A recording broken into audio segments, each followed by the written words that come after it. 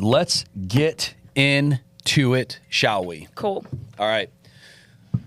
This particular podcast, and this is going to be a long-form podcast, is wildly overdue. And it's been sparked recently by a couple things that we'll get into throughout it, but buckle up and get ready for a little bit of storytelling, a little bit of recap in our backgrounds and our history, a little bit of what we're doing. Let's just jump into it, guys. Like, first of all, let's talk Caddie. This is all about Caddie. This is all about the other companies that we're doing. Let's talk Caddie. Caddie is completely alive and well. I don't know why we even have to sit here and say that. It's wild to me. Well, it's because we're doing so well. I think so. Still kicking. Still kicking. Still not only kicking, soaring, and yet we're sitting here having a conversation about the solvency of Caddie. What in the hell are we doing? Yeah. We're kicking ass and taking names, apparently, because it's making our competitors a little nervous where they have to make up stuff. Yes, this is. We'll get into exactly why we're doing this, but I think the thing to do to get to that point is start back. Like, let's take a couple steps back. Let's talk about who we are, what we do, why are we doing Caddie, and specifically, let's just throw it in there. Let's say it. Our two competitors for Caddie on the warranty side, which Caddie is much broader than just warranties, like these little warranty companies. JB Warranties. Boy, it hits home. That's my family. Yeah. No one knows that. That is my entire family that runs that company. So that makes this equally dirty, what we're about to talk about, but we're going to get into it. Yeah, interesting little story there. We've got a lot of, we could do a long story time. Let's do it. Let's rip it out. Let's talk through our about it. And little context, and the reason we're having this is been probably long overdue, but we've been taking the high road to this point for the last 3 years on the Caddie front. You'll never hear us talk bad about a competitor. You'll never hear us disparage anyone. We've just kind of gone about our business until Friday. Friday, we received an email from our customers. I'm going to read the email to you. It's wild. It's from Jenna Ochoa, who is it says executive vice president on here. I've come to learn she is the president of JB Warranties now. Mm-hmm. She's also my sister. She's an outdated signature. She needs to update the signature. Yeah, Jenna, update your signature. It says, "Dear customer," I'm not going to disclose the customer. "I saw your signage at Liberty Christian this morning, and it moved me to reach out." A lot of hilarity in that. Let's point out the private Christian school where she saw it. What? How about I'm just reaching out? But anyways, I was informed this week that Caddie shut its doors and let the employees go. Hey, employee. Yeah, I'm still here. Like what? What are we doing? Weird. If we can help in any way, please let me know. Not sure if you or if you are on Sarah, I think that's a field management platform that I think they may be affiliated with in some very deep way. Yep. Which I don't know. Which, by the way, Sarah is owned by a guy named Billy, who owns a service company called Billy Go. Is that all correct? Yeah. Very important for later on our conversation. But this is a contractor-built field management platform owned by a currently operating service contractor. Yeah. That they have partnered with to promote to the market. Okay? Or Service Titan.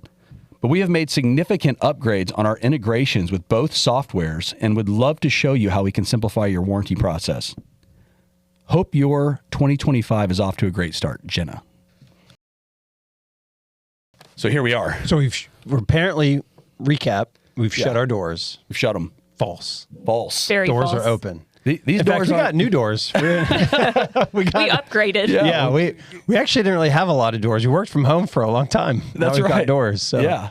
We not only do we have doors, we have massive corporate partnerships. The press release is coming out, so we'll get to the chase here, where we have partnered with the second or third largest garage door manufacturer to run their factory program. PR is coming out soon, and Evan, good work on that. Yeah. It's an exciting we continue program. to build our contractor base on our core services with Caddie. I think we're up like 200 or 300%, literally year over year. Wild. Keep taking market share. This is a cowardly attempt to go try to take our customer base. Not only is it cowardly, it's illegal. Now, let's talk about illegal acts. I'm not going to get into the entire backstory because it's of JBA and what they've done for the last 15, 20 years or whatever since we were there with my dad when we started it. And what has happened there that could be perceived as illegal, that's for other people to tell that story or go do their research on. But what I am going to say is that the way that they operate is to be litigious. Would you agree with that, Evan? Yeah. Oh, yeah. Every turn, corner, hell, this podcast in itself may get us to that point. They just want to sue to scare. Don, they sent you directly a cease and desist on an email you sent out saying the old founders of JBA have started a new program. Yes. Insane. Couldn't be more sick of it.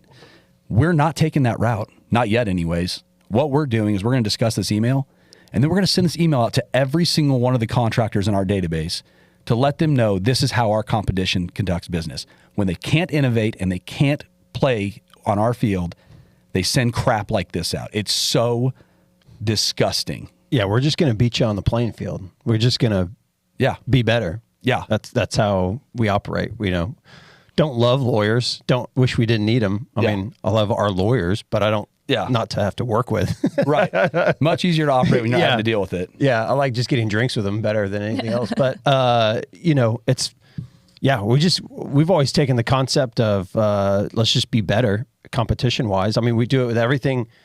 If you watch any of our other podcasts for any other stuff we're talking about or videos that we're putting out, it's we're just trying to do things right and do things better as far as business goes. And I think that's what we're going to do. And that's what we are doing. So it seems to be working. Yeah. I was about to say, all we've done is just simply told our story, never bad-mouthed a competitor. Yeah. But yet we find ourselves in this position where they're doing it to us for whatever reason. It's crazy. It's crazy. So let's talk about backstory there. Yeah, let's go back now. Yeah, Here we are. So you kind of got we the need context. to go into what Caddie's doing too for those that don't know. But we'll get there. Let's go. Let's really tie this together for those that are going to be interested. I hope this thing gets passed around because I want people to know who we are.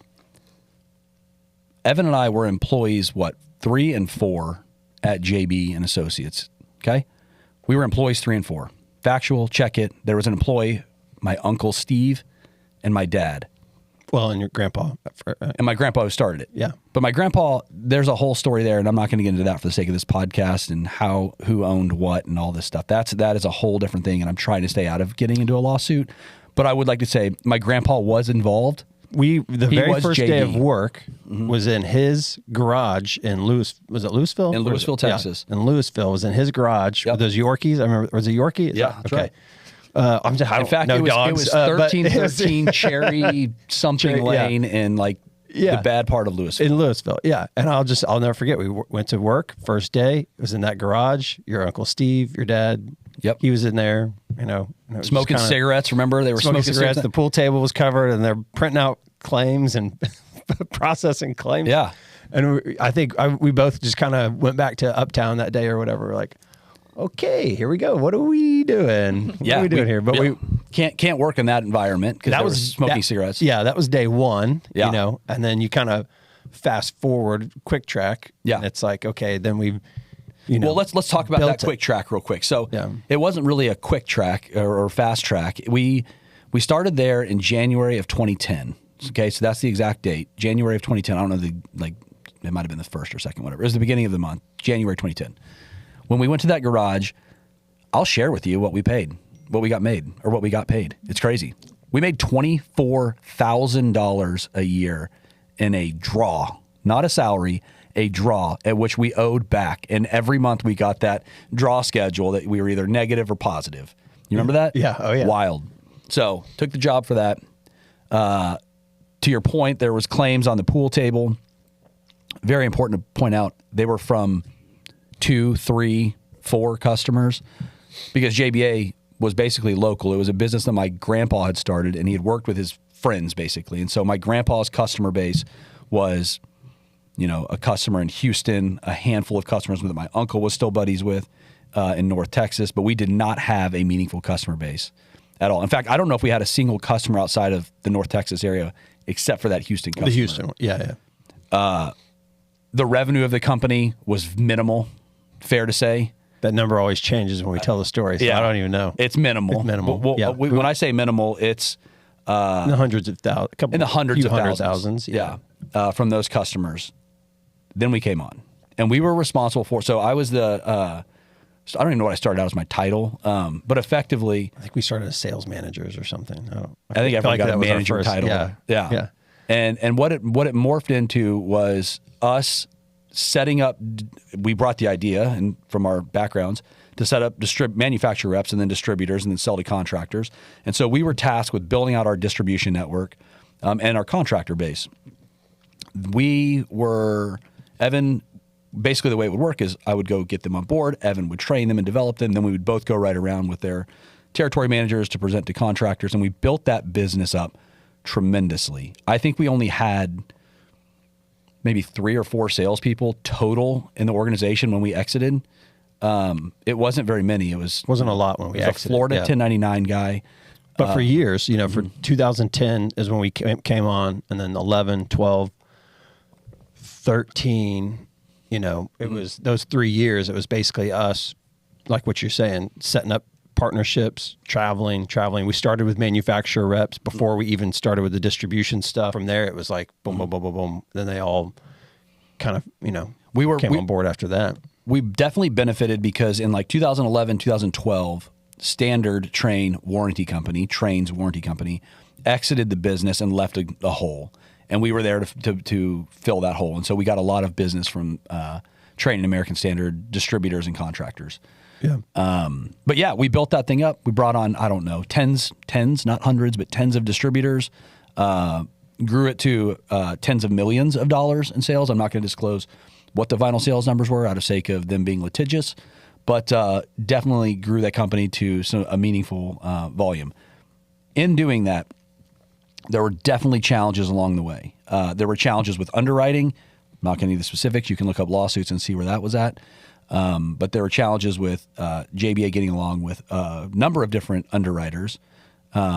There was our solution to that was to build our own obligor company called American Warranty Corporation, which we owned with Jeff Bohan and my dad, who is technically listed as the founder of JB Warranties, though he was not the founder of JB and Associates. It was my grandpa, my mom's dad, which is fascinating.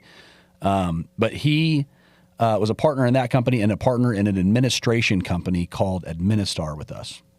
Okay. Mm-hmm. So what we had set up was a full-blown vertically integrated product where we were the sales arm with JB, we were the administrator with Administar, and we were the obligor company with American Warranty Corporation. And those contracts were all insured by a big medium-sized insurance company. So we built that company with him, employees, 3 and 4, and built that thing to a meaningful business. And I don't know where it's at now. I don't care how big their sales are. I know they've got a large sales team. I know they're all out there, and I know they're big old new office they're proud of with that ranch. They got that sweet ranch where they take everyone. Yeah. Hey, but good for you. Hey, good for them. I'm seriously like I'm actually sincerely. I mean, I wanted them to be successful, and I say wanted in past tense because I wanted them to be successful until recently, and now I'm ready to change that. So, kudos to the progress that they've made. I know that they have a ton of sales reps like we were talking about. I know they have a ton of sales reps with very large mouths that are out there spreading negative and untrue information. And that's what I want to talk about. So that's our background. You fast forward, I'll give you the very quick story of where we've gone since our time at JBA. Our time at JBA ended up in a massive lawsuit with me and Evan versus my dad. Drug on for a couple years, hundreds of thousands of dollars, but ultimately ended in a reasonable agreement for everyone. It was completely unnecessary in the first place, but as they said to all of my friends and family members, they were just trying to run us completely out of money so that we would be homeless, specifically, which is fascinating. Very, very nice to hear from your parents. But anyways, you fast forward from that. The day after we settled the lawsuit, we sold our company to Angie and Home Advisor. Yeah, I was going to say, to rewind just a second, we started with the obligor companies and administration companies and everything that we had built while we were there. You and I had built with your dad as a group. We started a home warranty company, 2015-ish, somewhere around there, 14, 15. started a home warranty company called Fixed, Fixd, on-demand home services, home warranty. That's where we met old Donnie Doo down the road, brought her on. Yep. But that is the company that we're talking about, that the day we settled the lawsuit, we actually even sold our company to Angie. So we had been doing multiple things at the same time, parallel paths, and that was kind of fun. That was a good little feather in your cap. Yeah. To be able to sell your company to a didn't end up homeless. Company. Didn't end up homeless. Ended up just fine. Yeah. So you fast forward, we sell the company. Now we're in, let's say, 2000 and this is the end of COVID. So this is a few years ago, 2021, the end of 2021. We have non-competes. Okay. So our non-competes prevent us from going out in the market and selling air conditioners or other home services to customers, homeowners, or home warranties to customers. Yeah. So of course we're going to respect that. We don't go after try to do anything with selling home warranties or home services to customers. We had a 5-year non-compete. Happy to disclose that. And that started in January of 2019.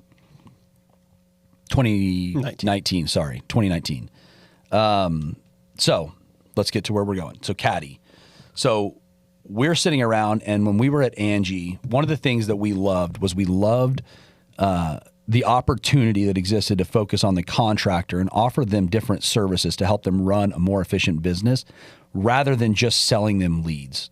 So the lead business is a fine business if you know how to run it, and we definitely use those leads at Fixed, but we saw the opportunity to take the contractor and really hone in on them being our customer and helping them to develop what they should. So better business process, better purchasing power, all those things. And so with that in mind, after we exited Angie, which by the way, in a very favorable way, love those people still. When we exited there, we decided we're going to continue on with that mission and try to start focusing on contractors. Yeah, that was one of our big goals at Angie, was that we saw the contractor.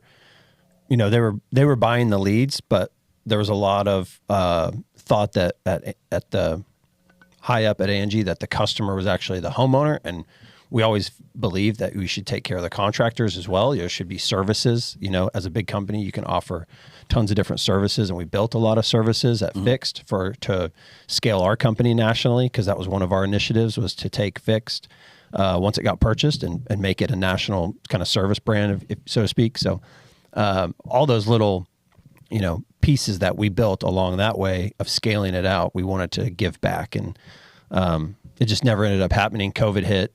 There was a lot of reduction in costs and expenditure on those initiatives and that sort of stuff, which just is kind of a byproduct of COVID happening. But we did scale nationally. I mean, we had installations we had almost 400 employees doing $50 million a year, and we were coordinating installs with 1099s.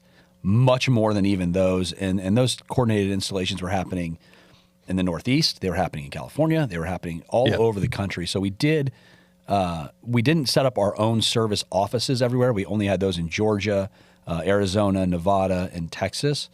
But we did have, installations going on and coordinated that stuff. And so we got a lot of good experience in how to do that with air conditioning very well. Yeah, we were right there. I feel like we were at the top of the mountain. Yeah. We're getting close. Yep. And then it was just COVID hit, and it kind of just put the brakes on a little bit. We were kind of tired too. We had been, a startup where we had gone through everything. We had the lawsuit while we're building a company, and we're emptying our 401ks to make payroll, and it was wild. All the meanwhile, you hear the family saying, "I hope they're homeless."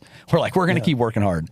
But that's where we got to. And so, I mean, we were tired. I was. I don't know if you felt it, but we'd been chasing for 7 years where you're working 80+ hours a week and everything that goes into it. It was a lot. So it was time for us to take a break.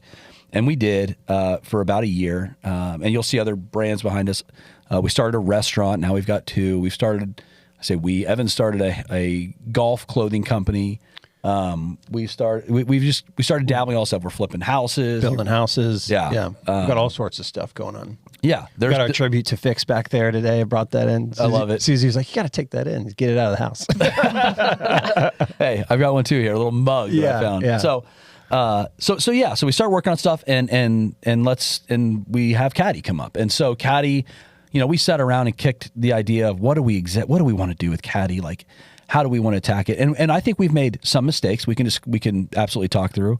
Maybe the timing or the order of which we went out to market was a little bit out of whack. We were also limited by non-compete, so it kind of made it a little bit weird. But Caddie was developed for us to go help contractors. Big, small, every size. Caddie has something kind of for all sizes. Although I would like to say that most of the products are designed for your small to mid-sized contractor. There's more complicated Caddie products, like what I was talking about at the onset of this podcast, for really large accounts where we can start creating your own, basically your own warranty program with your own insurance. Like there's that's a little bit more complicated, and we do that for a couple of customers. But ultimately, yeah, it's designed for the small and mid-sized guy. And what we did, to Evan's point earlier, we started building tools that we would use and that we used at Fixed as we were scaling, or that we got in our acquisition of Angie with things like legal and marketing and accounting and huge teams of that, and tried to basically help the small guy have the tools to be able to compete with the large guy. Yeah, we wanted to be, that's where the name came from, is we wanted to be the Caddie for these small to medium-sized contractors, where we're giving them each module that we offer, whether it be the warranty or marketing or insurance or accounting or whatever it is, right? Each one is a club in the bag that we wanted to help the contractors, do their best to shoot their best score. Basically, we want to advise be a good them. company. And we want to advise. Successful. We don't want to take the shot. Yeah, that was their shot. Yeah. So that's what Caddie is, and that's how Caddie started. And it started with a handful of reps that were going out and hitting the streets, just like the traditional JBA model. Don was one of them. There was a couple other that we brought on, and we quickly saw with that model that we really liked folks being in the office, and we liked leaning into digital marketing. Digital marketing is where we believe the future is going if you have something compelling to sell. So I'm very passionate about providing, we all are, about providing a product that is differentiated and provides more value than the competition. And in doing that, all that we need to do, in my opinion, is tell that story and make sure people understand what we're doing. We don't need people going out there and hard selling people and getting them into a situation where someone's having to make a decision because they feel pressured and they make a bad decision. So we didn't go the route of having 60 salespeople out in the market like JBA does, or JB Warranties, or whatever they're called now, does. We honed in and got inside the office and started creating content around the story and what we're doing, which is exactly what this is, right? So we think that we can tell our story to a broad audience and get that story really dialed in. Here, have a bigger presence and have more focus on building the products and offering a better tool than spending all of our money on having 60 people run around and try to call on contractors and pressure sell them. Let JB sell them on the idea of warranties, and then when they're ready to make a decision, go check out Caddie and save yourself a ton of money. So let's talk about what we offer. Yeah. And just to tag on to that for a second, and contractors are getting hit left, right, and center with different stuff every day, all the time. So, by having, we tried to bring on a couple of folks to help you out, and you saw this. You're out in the field, so you can explain more. But like having those folks just, cold call or even work with some distributors or whatever it is to try to get into that contractor is, it's a little bit of an uphill battle, I'd say. It's easily done, but does it make the most sense for what we're trying to do? We're just putting the best product out, and in order for us to put the best product out, we don't have a ton of margin in each warranty to then go pay for a big sales crew, which is better for the contractor. So our whole thing was like, okay, let's, what would we have wanted to do as fixed services? What's the best warranty program? And that's what we built for Caddie Warranty. That's what we put out there. It does not have all the markup that like JBA or Cool Care or whatever has that's out there. Yeah. To be able to pay for salespersons, $120,000 salary or whatever these people are making, right? I'm pretty sure that's a very accurate salary for one of the Cool Care reps that we've seen that decided to share that with everyone. Yeah, I don't know Wild. Why. But you know what I mean? So we took that out, and we're just giving a very minimal markup to each warranty because that's what we would have wanted, and the price flexes based on performance. Yeah. So we can get into that here in a minute, but it's a different product and it's a more affordable product. It's just we don't want to have a huge sales team going out and Yeah. burning gas and a bunch of tchotchkes that don't mean anything. And, it's like these. we bought koozies. I don't know. We use them here, right? Like we don't need to be out there spending money on that. We don't need to be out here spending all this money on a vineyard that is not productive to our business or Longhorns or a 20-acre ranch. Like that's just not what we're about. We are trying to drive value to our customer base. Yeah. And speaking of that, I do want to disclose something that's very important because it's going to come up from our competition, just like these emails fly around. And that's that we have HVAC Home Supply, right? So let's talk about our other companies, and then we're going to come back to exactly what Caddie does. So we have a company called HVAC Home Supply. I think we should have started HVAC Home Supply before we started Caddie. So when we were talking about being a little bit out of whack on how we went to market, it should have been 1, Caddie should have been 2, but we were limited by our non-compete. Because with Home Supply, what we're doing is we are coordinating and selling air conditioning services to consumers, and then we're taking those and we're giving them to the small and mid-sized contractors that we're trying to help build their business. Yeah. So as the way we think about Caddie is revenue, cost of goods sold, operating expenses. Yeah. We started with operating expenses, a little out of whack.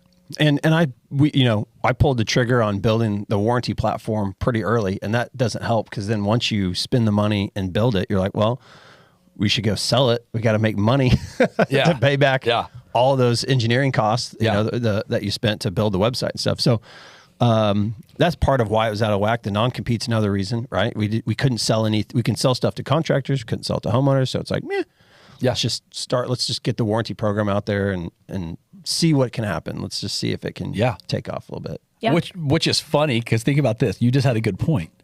We spent all the money on the software. Our CapEx investment is there. Yeah, it's done. It's there. What are we talking about operating expense wise that would put Caddie in any type of financial position that's less than very solid? I just have a house in Dallas. I don't have a ranch or cattle or lake houses galore or anything like that to keep up with. It is insane. Houses in all over the world, I think, at this point. Who knows? It's funny. We've already made the CapEx investment. There's no way we're pulling out of this game, right? So, but going back to it, so Home Supply coordinates jobs, and so Caddie was built to focus on the middle of the P&L. We have exciting news. Should we say it here about the cost of goods sold stuff we're working on? Yeah. Might as well, right?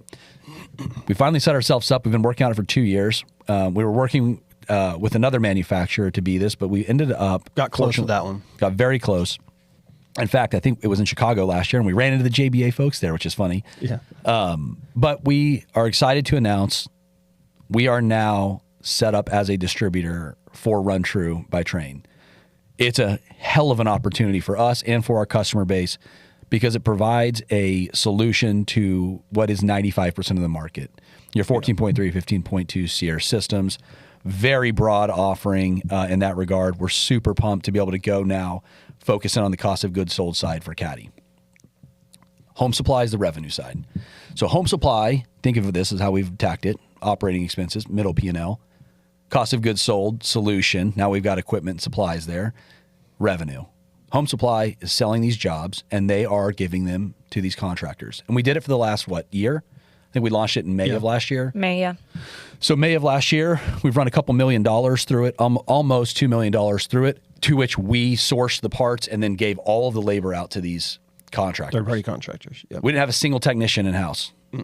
We gave it all out to other contractors. We had some of these subcontractors make over $100,000 running these installs, and their only cost was their labor, which means they made $100,000. Yeah.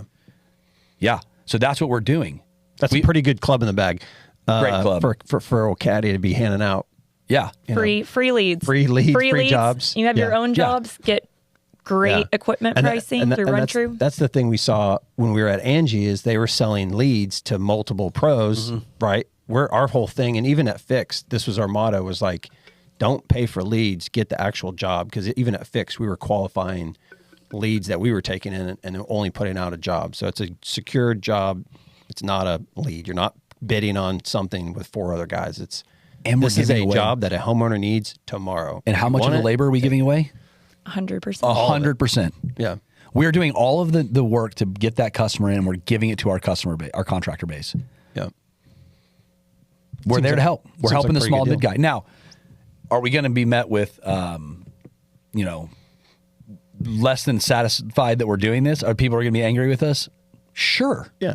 Sure they are. Because there's contractors out there that are, not price competitive with what we're having home supply in the market at, but we feel it's reasonable. And we have a ton of small, mid-sized contractors that are on our platform that are doing the installations and service work for it. Yeah. So anyway, I want to make sure we disclose that as a part of this, because that is going to be a big well, that's the small to medium-sized guys that we're empowering that we've talked about for Caddie. Yes. That's our player, is the small to medium-sized guy. And we're giving them a club in the bag that they can't otherwise get themselves. They don't have the marketing budgets. They don't, most of their stuff is word of mouth or friends and family, and that dries up. Yep. Eventually. So this is a great tool for them to be able to pick up extra work that they don't have to go market for or do on their own that they can't otherwise get. Yeah.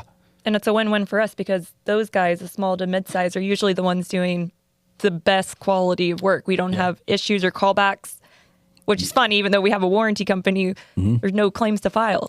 Let's talk about, let's get into that. That's such a good segue into what Caddie does and kind of what we've seen and how it works. Don, good point. Like we didn't have any claims. So we did we coordinated over 100 and something installs this past, from May, I'm going to call it the past year, but from May through December. Yeah. Just over 100 installs. I think we might have one maybe claim that was eligible. We had one, and it was a faulty thermostat. Besides that, not a single claim that was eligible. So let's zoom back a little. We kind of get ahead. And by the way, we're putting our Caddie warranties on everything we sell. Yeah. So everything's getting a parts and labor, the parts from the manufacturer, but labor policy. Yep. And so that's what we're talking about. We have the visibility into that. Listen, none of our stuff none of our contractors had any claims. Yeah. Except for that one. Right. And on the sub front, I'm going to get very in the weeds there. Let's talk about what we're doing first. So Caddie has created these different tools we talked about. Let's specifically hone in on the warranty product for the next couple minutes as we talk through this. Because the warranty product is what we started with. It's what we know best, and we felt like we could do it differently. We felt like we could do it to where we put the cost and the benefit on the right parties, and we penalize the parties, the contractors that perform poorly. And so we created incentive-based pricing as our core product for Caddie. That's how it started. And what that means is that as a contractor, just like Home Supply coordinating with the other contractors, if you do good quality work and you have fewer claims, your costs are reduced. Think of it as like the safe driver discount, right? We thought that because so much of those claims are based on the installation quality, that it made the most sense to basically reward those that did good work, and the ones that do poor work raise their prices. Now, our time at JBA and owning the administration company, we watched claims closely. We knew at the dealer level what their loss cost was, and how they performed. And we saw in a broad brushstroke, that there were an unbelievable amount of larger contractors being subsidized by the small guys doing the good work. So you would look at loss costs of a small contractor, and their performance would be $0, $10, $15 in loss cost, meaning how much in claims they have over the life of a contract. Incredibly low. And then you'd have huge companies who would have 200, 300% loss ratios, which means they are costing 3 times what they're buying in warranties, and what we're reserving to insure. And we thought that was wrong. Yeah. Yeah. So at a high level, just to recap that a little bit, you've got small guys that don't file a lot of claims. Then you've got big guys that are filing a lot of claims. Yeah. The small guys are paying the same amount as the big guys. In fact, maybe even more. Right. Because they're usually volume discounts. Because they're getting volume discounts for the big guys. And it's all being pooled together like your normal insurance, right? Mm-hmm. Just like any other insurance that you buy, auto, home, whatever it is. Yep. You're getting pooled together. I mean, we're going to see it with, I'm assuming, the wildfires and stuff like that. I don't know how that's going to work, but like insurance premiums across the board go up. It happens when there's, hurricanes or whatever else. There's disasters. That's the way it's going to work. Mm-hmm. That's kind of how that group insurance has worked for the way that, JBA or whoever else back in the day, AIG, all those guys, they're pulling it together. It's all in one bucket. And so they have to manage that large bucket. filing a lot of claims, the loss bucket starts to go up, or down, however you want to look at it. You start filing a lot of claims and a lot of money is spent on claims, premiums go up. Yeah. So we believe that the good quality guys should cost less. They directly impact the claims amounts. And so that was our performance-based program. And we don't care about volume. And I want to really emphasize that. There's a great place for the big contractors, and we're working with some of the big private equity groups that own a bunch of different contracting companies on these like DIY programs for themselves. We can get into that in a different deal. But we are focused on the small and mid-sized guy at Caddie generally as our customer base, because we believe that they need to have the same rights as the big guys to be able to compete. They don't buy equipment at the same price as the big guys. They don't get the benefit of volume discounts with things like warranties, even though their performance is good. And so this is all designed to help them, and it does help them, and we've seen it. We've seen contractors' pricing drop tremendously from the first year to the second year to the second year to the third year. So it's working. Now, there's another product. I was going to say, let's talk about we call it DIY. Yeah, the workmanship guarantee. The workmanship guarantee. So this is where things got really interesting. And this is a big, it's not a pivot necessarily. Maybe it's just an addition to, but we are hell-bent on providing the right tools for contractors, the right ones. So even if it means that our initial product needs tweaking, and even if it means that we're going to potentially sacrifice some of our existing business, for example, we'll take Greenleaf Air, okay? They didn't like the home supply model, and Greenleaf stopped buying from us. We'll disclose it. They stopped buying because they thought it was competitive. Now, had a different conversation been had, I'm pretty sure they would have loved it because we would have kicked all those jobs over to Greenleaf. Yeah, free leads. Free. Free installs, but they just missed that opportunity. It's okay. Yeah. There's plenty of others that are out there. So JBA, you should target Greenleaf if you want left to. on good terms. They were a great account and great people over there. Great people. Yeah. Yep. So, but there are things like that. As we look at the warranty product, we also realize there's a better way to do it, right? We get annoyed because we're having to do the claims, although I will say it's very cool what we're doing with the AI stuff and all the full-blown claims automation. Super cool stuff, very quick claims times. JBA, I don't believe, has that. I doubt Cool Care has it. But that's a really cool deal. But we thought that the whole fundamental idea of a warranty is a little silly. And this is weird, saying coming from a group that makes money off of warranties. Yeah. But it's what warranties are, if you think about them. Let's go to the most simple level of like making this stupidly understandable. I'm a contractor. I go sell your product, your warranty, to my consumer. I then send you all this money for that product. Then you hold on to that money and you tell me when and how I'm going to get paid when I have a claim to file against it, and how much. And in between there, people take parts of that money. And then the distributor makes their money. Yeah. The salesperson makes their money. Yep. The TM gets a bonus.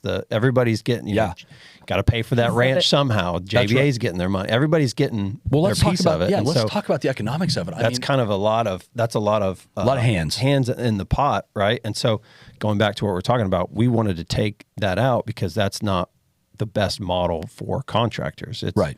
And again, we could have priced our warranties the same as JBA, Cool Care, whoever, AIG, whoever's out there. Put better sales reps on the ground. Sales reps on the ground, and gone into work with distributors and done the same thing. We could have made a lot of money doing it, but that was not the plan. That was not what we wanted to do. Yeah, well, it doesn't change anything. Yeah, and that's the thing. When you talk about that margin and how many hands are in that supply chain, if you will, wild.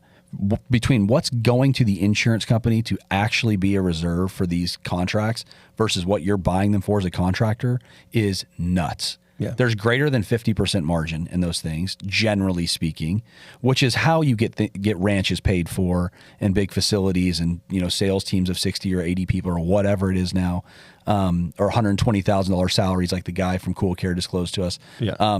It's crazy to me, right? Like, we've always been under the philosophy of work harder for a little bit less and provide value, whether it's a consumer at the fixed days or a contractor now. We still go after that philosophy. So we took margin down, right? We took margin down on the original product. Now with this workmanship guarantee, there is no margin. Yeah, you're just using our software. It's a platform fee to manage your own, workmanship guarantee. Yeah. Your own warranty, call it, whatever you want to call it. I think legally you got to call it a workmanship guarantee. Yeah. But what we've seen out there, even from back since 2010 when we started at JBA and we were out hitting the streets, and I think what you've seen a lot out there when you started hitting the streets on the Caddie warranty side is that a lot of these guys are like, nah, we just do our own, or we put some money aside, or in-house. There's a lot. If they're not using, one of the programs that's out there, they're either not offering warranties or they're doing it in-house. So those are the three options. So why not give a product, a software tool to these guys that are doing it in-house to do it right? Yeah. So that they don't, number one, fail. Yeah, we don't want them on the tips of their skis. Yeah, and number two, so that they can just manage it. So it's literally just use our software, manage your own program, process your own claims, figure out how much needs to be in reserve. All of the tools are built into the platform that we've built to where you can see, there's basically a dashboard that gives you how much money you should have in reserve. You start a secondary bank account or whatever, savings account. Now you can make interest on that. You could go earn your own money on it. You can invest it however you want instead of just sending it to JBA and whoever, Cool Care or AIG, and letting them invest it and make money on it. That's right. Go do it yourself. And the software allows you to do it. And there's nothing wrong with it. That's right. I also think a lot of contractors, when you say that, it sounds cool, but it's also intimidating. So that is where we do come in and handhold and make sure you understand truly. Yeah, Caddie for you. Exactly. Yeah, that does sound scary. Well, and it is scary until you do it. Although I would say that 90% of people are already doing it this way. I was going to say what's scarier is the guys that are doing it themselves that don't do anything. They just, and then they got to use that money that they should have set aside for payroll during the wintertime, and then that runs dry, and then it's like, well, well, and I are think you paying for anything? We used to say this at JB when we were working there. There's naturally a conflict, right? And you always want to remove conflict in this thing. There's a conflict in the sense that the contractor is your customer, but also the one that you're paying for the service work. So it's like the contractor naturally wants to get the most out of the policy, and we saw the sophisticated ones did. They made sure there were big ones that were running their own actuarial analysis to know exactly what they should be billing over, which that conflict creates like a bad scenario. So remove the conflict. Like that's what the workmanship guarantee does. Is it's like you don't need the insurance if you're providing a workmanship guarantee in states like Texas specifically. You're able to go out there and not line item out a warranty, but say that I'm guaranteeing my work for X amount of time. And then all we're doing, just to make sure it's very clear to people, is showing them what it cost them, them being the contractor, to do this, to provide that guarantee, and helping them set aside the proper money to do that. And to your point on the investment side, there is no telling how much money the JBA or whatever their obligor company is making an interest on other people's money while then deciding whether to let that money go back in the form of a claim reimbursement or not. It's wild. Yeah. And so we want the contractors to keep that. And so you're right. So here's what we're going to do. Going full circle here. We've got this email out from, I believe, my sister, who is now the president of JB Warranties, which is wild. I have thoughts on that. But her being the president sends this out to our customer base. And we've heard it from, multiple contractors now, right? Yep. Several. They sent it out to a bunch. Yep. And it's funny, when they reached out to us, they didn't think for a second that really was happening because all of their friends and buddies in the industry use us too. So it was just kind of like, what is this rumor? It's crazy. And rather than take legal action, we want to put this out there. But here's what we're going to do, okay? We usually charge $200 a month for our platform fee, okay? $200 for the workmanship guarantee to go run your DIY program. $200 a month. Let's drop it to $50. Yeah. Let's drop it to $50. Our CapEx investment's already in it. What do we have to lose, right? I mean, we'll go change our existing customers who are on this down to $50. Let's go get new people at $50. And yes, let's sacrifice a little bit of revenue, but let's go take market share. Let's show them what we're about. We have not gone out and directly tried to create a competition with them, but now we're going to. So let's load on our homepage. Welcome to Caddie JB customers. Welcome to Caddie Cool Care customers. Let's run this at the 75% off. Let's do a $50 a month. And let's just keep it at that. Yeah. We'll just change the price straight up to $50 a month. Yeah. To be easier that way. Yeah. We have all the other tools in the Caddie bag that we're monetizing in different ways. Yeah. We're very comfortable with this. This is such a low priority to us on the overall scheme of what we're working on. I'm totally good with it. If you're good with it, Evan, and Don, you want to go promote it, let's drop it. Yeah.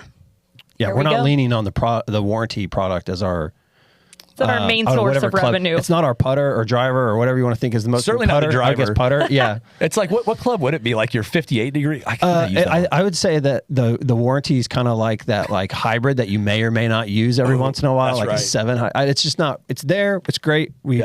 Obviously, it's what we started with. It was the first things because we know it the best, right? It was the product that we launched first. Mm-hmm.